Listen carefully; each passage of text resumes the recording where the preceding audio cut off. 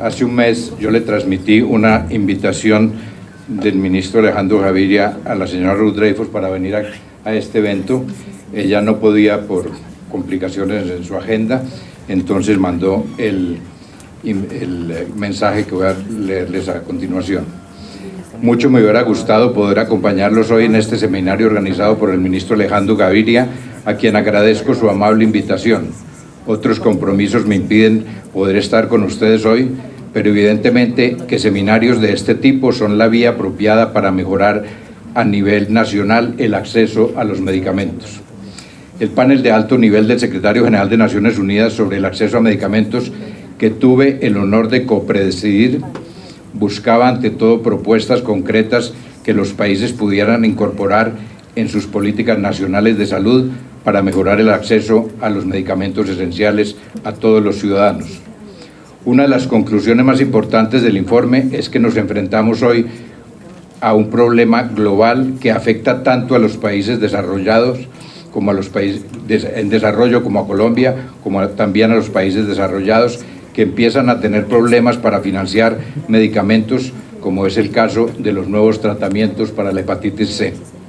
No tengo la menor duda de que muchas de las recomendaciones del informe del secretario general pueden ser implementadas a nivel nacional, sobre todo aquellas que se refieren a mejorar la transparencia en la divulgación de la información de las autoridades de regulación de medicamentos y de adquisición correspondiente al costo de la investigación y desarrollo, producción, comercialización y distribución de tecnología de salud.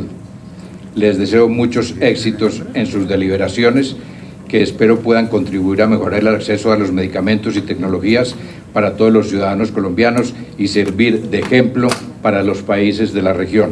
Firmado Ruth Dreyfus, expresidenta de la Confederación Helvética o la Confederación Suiza. Bueno, ahora paso a mi presentación. Yo hace unos más de 40 años salí de Colombia, pero en todos estos años he seguido muy de cerca lo que pasa aquí o lo que no pasa en el área de medicamentos. Y siempre he venido con muchísimo gusto cuando era funcionario de la Organización Mundial de la Salud y ahora como funcionario del South Center, siempre, cada vez que me han solicitado, he venido con mucho gusto a tratar de colaborar. Siempre conservé una libertad de expresión muy grande. Yo no he militado jamás en ningún partido político ni pertenezco a ninguna familia política en este país, y entonces siempre he hablado con mucha libertad, cosa que me ha creado a veces problemas. En una administración, en un gobierno anterior al del presidente Santos hoy en día, en el espacio de la misma semana llegaron dos cartas al director general de la OMS, una del ministro de Relaciones Exteriores que pedía que me expulsaran a mí de la OMS. A los 2 días, afortunadamente, llegó una carta de la presidenta del Congreso, Cecilia López, que saludaba y se felicitaba de la labor que yo estaba haciendo en Colombia y en otros países y daban mi apoyo. Aquello creó un poco de confusión en la OMS y al final el director general vino y me dijo: por favor, Velázquez, responda usted las 2 cartas porque yo no entiendo qué está pasando en Colombia. Esa pequeña anécdota para decirles que yo quiero empezar con una reflexión, que estoy un poco sorprendido de lo que está pasando en Colombia, del poco apoyo del gobierno nacional al Ministerio de Protección Social.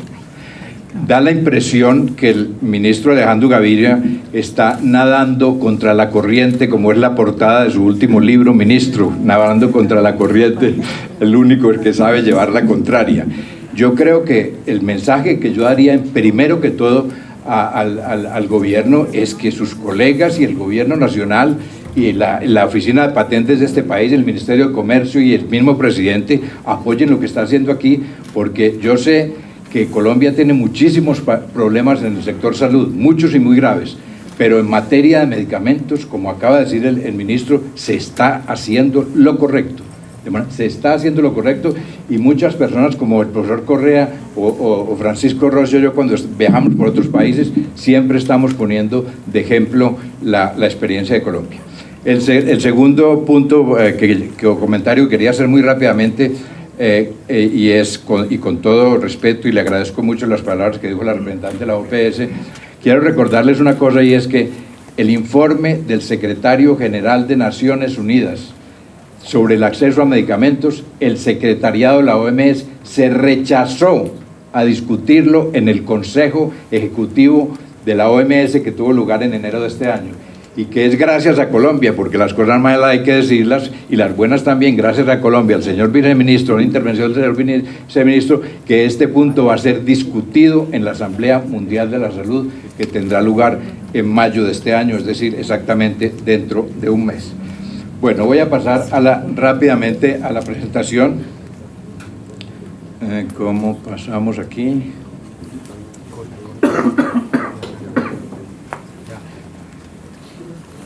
Bueno, yo voy a tratar de darles más o menos el contexto de dónde viene este debate, por qué aparece el informe del secretario general. Este es un debate que lleva 20 años, como vamos a ver, pero que había estado fundamentalmente en la OMS. Un poco se filtró, se fue hacia la OMPI, la Organización Mundial de la Propiedad Intelectual, y la Organización Mundial de Comercio en los últimos 4 o 5 años, pero esto era un tema de la OMS. De repente va a un panel en Nueva York, no en Ginebra, del secretario general de Naciones Unidas. Entonces yo voy a tratar de explicarles un poco por qué. En 4 puntos. El problema, cuál es el problema que tenemos al frente, cuáles son los antecedentes de todo este debate, cuál es el cambio de paradigma. Esto es muy importante porque yo creo que desde en los últimos 2 años, del 2014 al 2017, estamos viviendo un cambio radical en el comportamiento de la industria farmacéutica y en el modelo, algo que yo creo que va a ser definitivo y lo que va a sufrir mucho la industria farmacéutica, porque ese cambio se está operando solo por una industria que, hasta donde yo tengo entendido, no ha consultado con las otras. Me refiero a la firma americana Gilead, la que puso en el mercado el Sofosbuvir para la hepatitis C. Ese es el tercer punto, el Sofosbuvir, el fraude y los remedios para curarlo, y unas conclusiones. En la siguiente diapositiva, no les voy a pedir que la lean toda, solo para darles una idea de que en 20 años ha habido prácticamente cada año o cada 2 años un evento, un informe, un acontecimiento importante. Bueno, el primero, evidentemente, es la creación de la Organización Mundial de Comercio hace 20 años, que obliga a todos los países de poner en práctica el sistema de patentes para productos farmacéuticos, cosa que no se hacía, y lo que permitía que cualquier país podía copiar en cuestión de 3 meses un medicamento y ponerlo en el mercado, como lo hacen todavía algunos países. Cualquier medicamento que salga hoy en Europa, en los Estados Unidos, ustedes lo encuentran en una farmacia en Irán mañana, en 3 meses. El mismo exactamente medicamento. Irán no pertenece a la Organización del Comercio y puede copiarlo sin ningún problema. En esta diapositiva les dejo en rojo el año 2001, que fue definitivo, porque hubo 3 acontecimientos muy importantes. El primero es que en abril había 39 transnacionales farmacéuticas que habían denunciado la ley del medicamento del gobierno de Nelson Mandela, una ley que había sido casi copiada de las recomendaciones de la OMS, y que 39 compañías la denuncian y tienen un litigio que dura 3 años. Ellos al final perdieron. Yo acostumbro decir que los que perdieron no fue la industria, los que perdieron fueron los pacientes, que tuvieron que esperar 3 años para que la ley se pudiera poner en práctica. Y el último acontecimiento del año 2001 es la declaración de Doha sobre la salud pública y la propiedad intelectual. Después hay una serie de eventos muy importantes, entre otros la estrategia global mundial de medicamentos y propiedad intelectual, acceso a medicamentos, propiedad intelectual e innovación, aprobada en el 2008. Yo creo que esa es la negociación más importante que ha tenido lugar en la OMS después de lo que fue la negociación del gobierno marco del tabaco. Y resulta que en el 2012 la OMS deja de hacer cualquier cosa y el debate se paraliza, y en palabras de Ruth Dreifuss, se vive 4 años de limbo. Los países industrializados tratan de bloquear cualquier debate y cualquiera de las recomendaciones de la estrategia global, entre ellos la posibilidad de negociar un tratado internacional como forma de financiar la investigación de medicamentos, y la OMS trata de evadir con bastantes artificios, hasta que en un momento dado el tema sale de la OMS Después de 4 años de ausencia de debate y de actividades en este campo, hubo una distracción que llamaron los europeos los proyectos de demostración. No se sabía muy bien qué era lo que pretendían demostrar. El caso es que el secretario general toma la iniciativa con la ayuda del PNUD y lanza este panel que retoma la mayoría de los temas que quedaban pendientes en la OMS. Rápidamente, solo un transparente para decirle cuál es el problema. El problema es muy simple. El actual modelo de investigación y desarrollo está en este esquema. Es una investigación que es privada o pública, mucho más pública que privada, aunque la gente piensa a veces lo contrario. Esa investigación desemboca en una patente. Esa patente otorga un monopolio. El monopolio significa en el 90% de los casos precios altos, y los precios altos significan un acceso restringido. Nada más que estamos en un problema estructural del modelo, porque si hoy en día la innovación en electrónica o en teléfonos portátiles da un producto que usted al cual no puede acceder, no tiene ninguna importancia. Nadie se va a morir por no tener el iPhone 7. Pero si hay un medicamento, alguien que tiene que tomar un medicamento que le puede salvar la vida y vale como valen algunos de los medicamentos de los cuales voy a hablar más adelante, pues es un problema grave. Les voy a dar rápidamente 3 indicadores de cuáles son las fallas del actual modelo.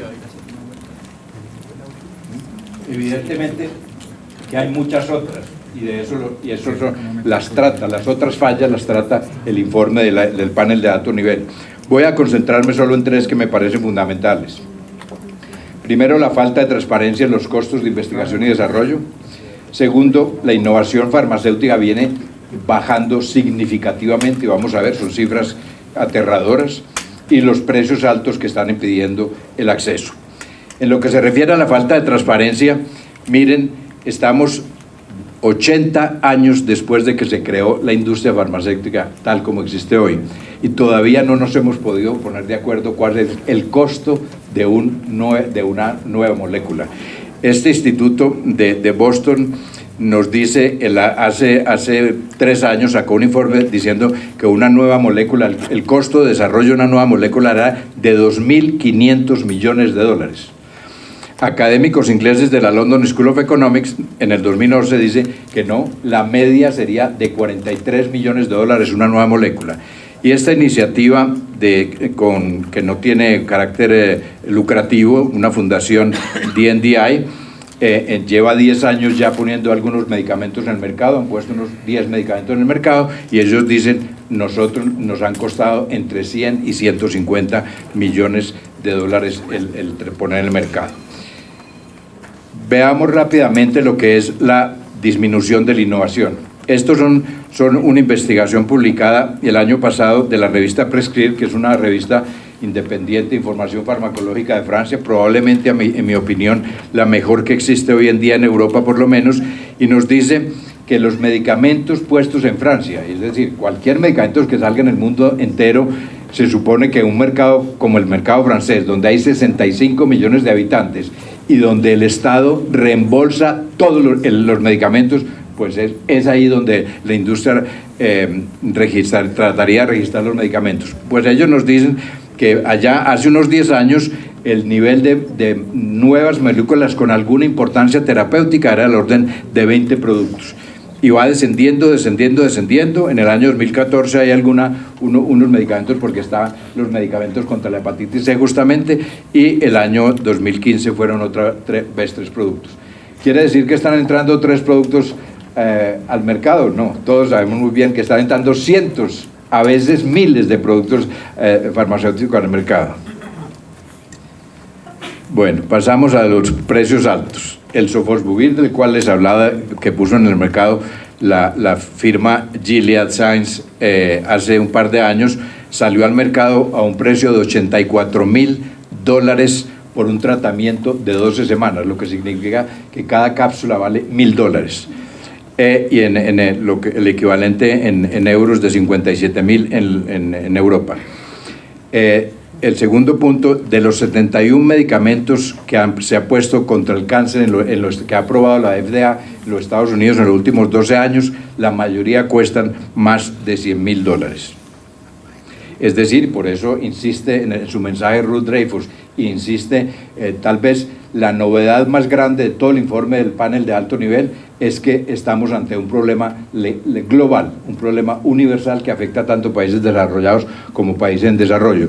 Si ustedes miran un poco toda la literatura que se ha producido en los últimos 20 años en la OMS, siempre habla de en los países en desarrollo y en los países en desarrollo en zonas rurales. Estábamos hablando de un problema de pobres en las zonas rurales. Ahora son los europeos en Francia, Inglaterra, en Alemania, que no tienen cómo pagar ni la seguridad social, tienen cómo reembolsar este tipo de medicamentos. Entonces, no es sorprendente que los términos de referencia, fíjense qué interesante es esto, que los términos de referencia que el secretario general de Naciones Unidas le da a este grupo, a este panel de alto nivel, dice que vayan a estudiar la incoherencia entre los derechos de los inventores, la legislación internacional sobre los derechos humanos, las reglas de comercio y la salud pública. Hay una incoherencia entre los derechos humanos y las reglas que están rigiendo el mercado de medicamentos, como ya lo señaló el ministro Gaviria. Hasta el año 2004 se podía decir que esta era la situación del acceso a medicamentos. Un tercio de la población mundial que vivía y que vive en países en desarrollo no tenía acceso a medicamentos esenciales, eso lo dice en muchos documentos la OMS, y los países industrializados, gracias a los seguros del Estado en Europa o a los seguros privados, conseguían tener acceso a los medicamentos. ¿Qué ha cambiado en los últimos años? En los últimos años ha cambiado, como acabo de decirlo, que el problema es global, que afecta a los países del norte, a los países del sur, que por primera vez en la historia hay medicamentos que los europeos y americanos no consiguen pagarlo.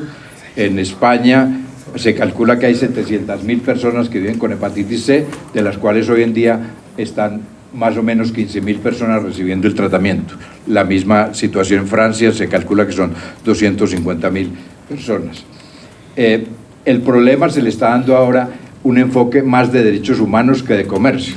Y eso es muy interesante porque a nivel internacional este tema es un tema que acaba de entrar a la Comisión de Naciones Unidas sobre Derechos Humanos.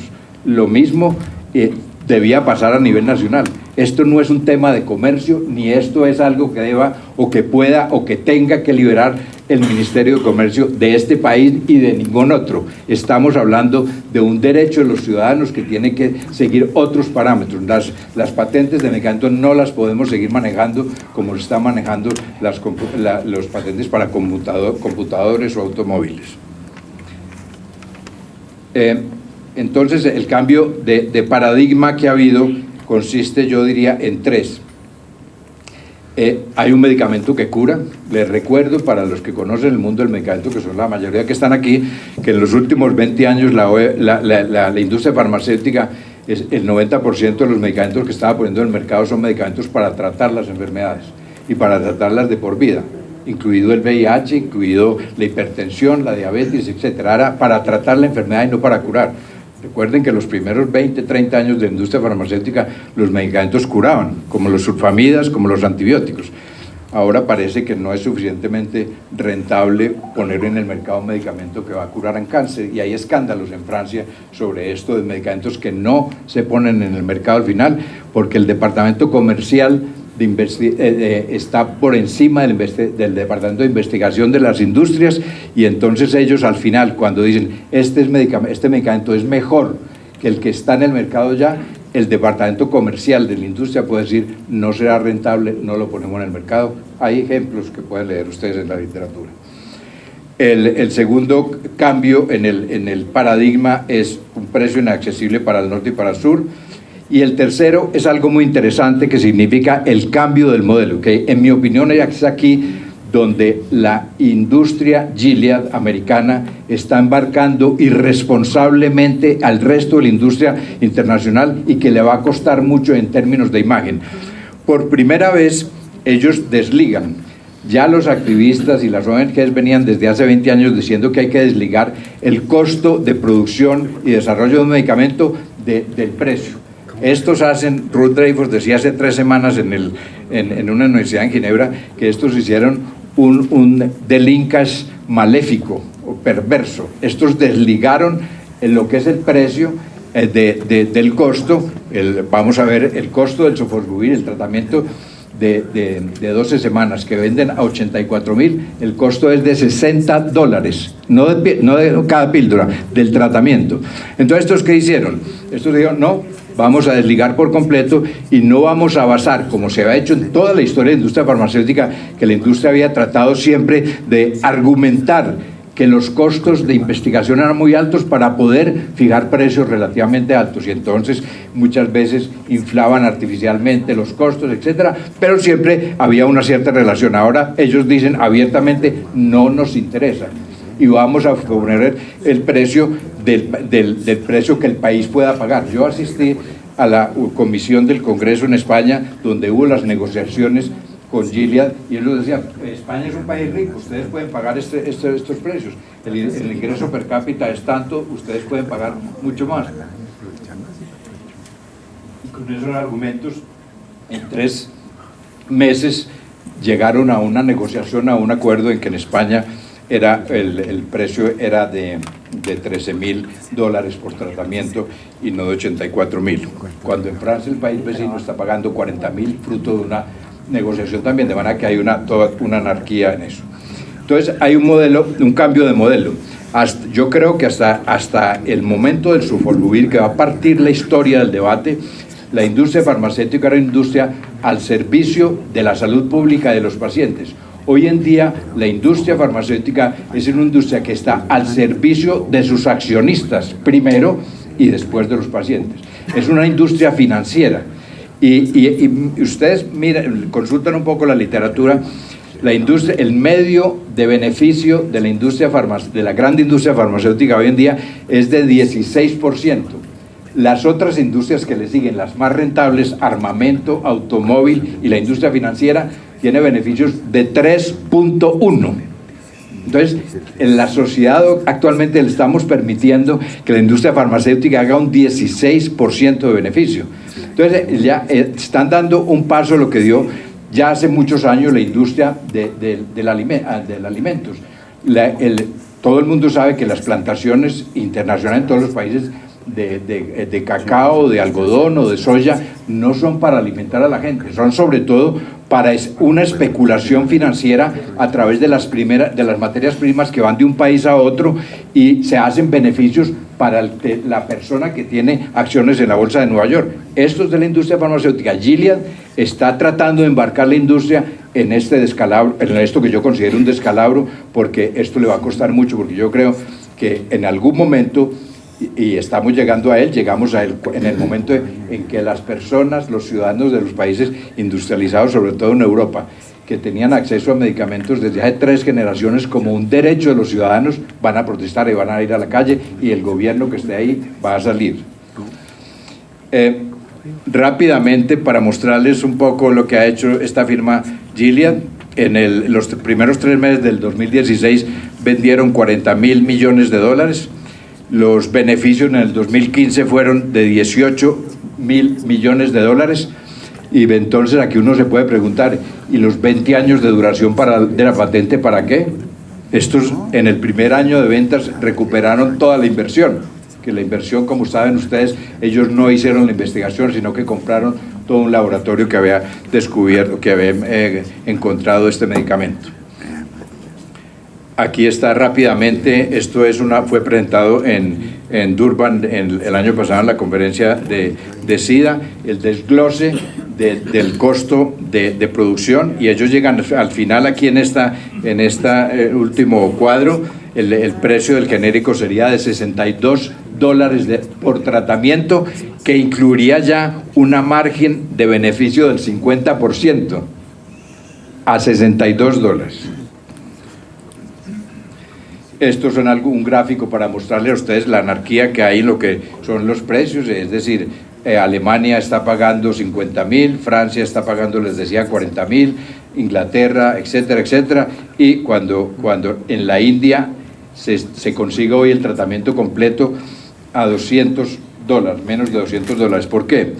Porque la firma Gilead, para hacerse publicidad y para lavar su imagen, dio una licencia voluntaria a 10, 11 firmas fabricantes de genéricos en la India. Todo el mundo dice, bueno, pero esto realmente es una maravilla, cómo pensaron la India, que tiene un país donde hay muchas personas que tienen hepatitis C. Les recuerdo que la OMS dice que hepatitis C sufren 150 millones de personas en el mundo, de manera que multiplique por 84.000 y vemos de qué estamos hablando.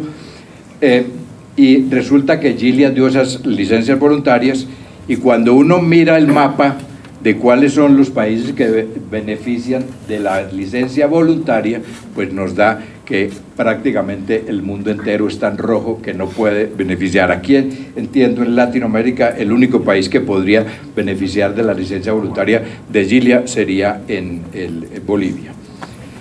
Para completar este cuadro positivo y maravilloso sobre el comportamiento de la firma Gilead, nos dice el Washington Post, ¿es el Washington Post? Sí, el año pasado, que Gilead deslocó su sede a Irlanda, que es un paraíso fiscal, para evadir impuestos, y calculan que han evadido impuestos por 10.000 millones de dólares. Esto, perdónenme señores, esto es un fraude, esto es un robo. Y yo he sido durante toda mi carrera, yo creo que los que me conocen que están aquí, yo siempre he sido partidario de negociar y dialogar con la industria transnacional y la industria nacional. Siempre lo he dicho y lo seguiré sosteniendo, pero no con esta gente. Esta gente son ladrones y deben ser llevados a la justicia o a los tribunales internacionales de derechos humanos. Esto es un atropello. A mí me parece triste que gobiernos soberanos estén negociando con este tipo de gente. Entonces, ¿cuáles son las conclusiones? La OMS tiene una estrategia que acaba de ser aprobada en la Asamblea Mundial del año pasado sobre la eliminación de la hepatitis C, y es evidente que es una enfermedad, una de las únicas, de las raras, que se puede eliminar, pero que no se podrá eliminar ni si no se soluciona el problema de los precios. Se necesitan nuevas formas de encarar el tratamiento masivo de los programas para la hepatitis C. La mayoría de las drogas, como vimos, no solo el Sobrevivir, las otras, toda esta familia, tienen costos muy bajos. Entonces se pregunta uno, ¿por qué la industria farmacéutica no hace una distribución masiva y permite que muchos pacientes tengan acceso? La última conclusión es, si las compañías farmacéuticas rechazan bajar los precios, habría que pensar en licencias obligatorias, como lo viene pensando y luchando Colombia, en las importaciones paralelas, en promover la fabricación de genéricos o atacarlos, como acabo de decir, en justicia como una violación de los derechos humanos. Para terminar, les voy a presentar esta pequeña comparación de los 20 años que ha pasado en los últimos 20 años en esta evolución, que yo le pondría casi una R al inicio. En el año 96 había 27.000 pacientes recibiendo antirretrovirales en el mundo en desarrollo. Hoy en día hay entre 15 y 17 millones de personas que están recibiendo antirretrovirales. El costo de tratamiento hace 20 años para los medicamentos para el SIDA era de $12.000 por persona por año. Hoy se encuentra a menos de $100 por persona. Hace 20 años había dos actores, la OMS y los ministerios de salud. Hoy en día están todas las agencias de Naciones Unidas, los ministerios, todos están, Ministerio de Comercio, de Industria, etcétera, las organizaciones no gubernamentales. Las políticas nacionales de medicamentos eran una cuestión de salud, estrictamente, hace 20 años. Hoy en día es una cuestión de salud, de comercio, de derechos humanos, de propiedad intelectual, como es la actual política farmacéutica de Colombia, que fue negociada en una forma interdisciplinar. El acceso a medicamentos era la voluntad política o la caridad. Hoy en día el acceso a medicamentos es un derecho de los ciudadanos. Las licencias obligatorias, hace 20 años no se hablaba de aquello, no había. Hoy en día hay más de 30 países, más de 30 licencias obligatorias que se han hecho en 11 países diferentes, entre ellos 2 en la región, Ecuador y Brasil. Si el profesor Correa no me corrige, son 2 de la región que han, bueno, evidentemente estamos hablando de Sudamérica, porque como les va a decir Carlos Correa, el campeón en otorgar licencias obligatorias en el mundo son los Estados Unidos de América. Hace 20 años los pacientes eran pacientes. Hoy en día, afortunadamente, los pacientes son impacientes y muchas de las licencias obligatorias han sido a causa de pacientes organizados que han insistido a los gobiernos que utilicen este mecanismo, que es un mecanismo acordado por la comunidad internacional. Hace 20 años había una impunidad total en la industria farmacéutica. Hoy en día están respondiendo a los tribunales en los Estados Unidos, en Europa, prácticamente todos los días. Ustedes ven en las primeras páginas y a veces reciben multas, pero GlaxoSmithKline, por un medicamento para la hiperactividad de los jóvenes, recibió una multa de $3.000 millones del Departamento de Justicia de los Estados Unidos. Pueden entrar al web del Departamento de Justicia y van a encontrar. Interesante, esto fue hace año y medio. Interesante que el día que fueron no acusados, fue que negociaron, porque como ustedes saben, la justicia en los Estados Unidos se negocia. Entonces negociaron y dijeron, vamos a pagar al final $3.000 millones. Ese día las acciones de Glaxo en la bolsa de Nueva York subieron. ¿Por qué? Porque Glaxo sabía desde hace 3 o 4 años que esto le iba a venir y entonces había hecho una reserva para pagar $15.000 millones de multa. Al pagar 3.000, pues fue una ganancia extraordinaria. El precio de los antirretrovirales trataron de venderlos hace 20 años 100 veces más. Bueno, si calculamos, si hacemos el cálculo con los de la hepatitis C, estamos hablando de 1.400 veces más de los costos de este medicamento. Muchas gracias.